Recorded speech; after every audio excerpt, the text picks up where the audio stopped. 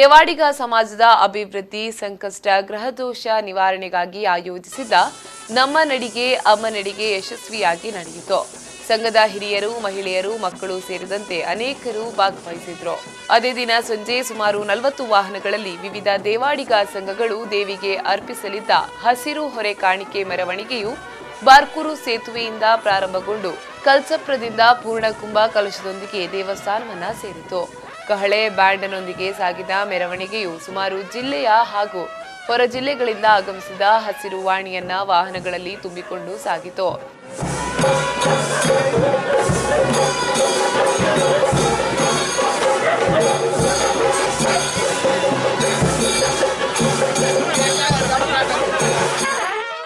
ಏಕನಾಥೇಶ್ವರಿ ದೇವಸ್ಥಾನದ ಉಪಾಧ್ಯಕ್ಷರುಗಳಾದ Janardhan B Devadiga, Narasimha B Devadiga, Ganesh Devadiga, Janardhan ಪಡು Panambur, Mohan Das ಮತ್ತಿತರರು ಮೆರವಣಿಗೆಯಲ್ಲಿ ಭಾಗವಹಿಸಿದ್ರು.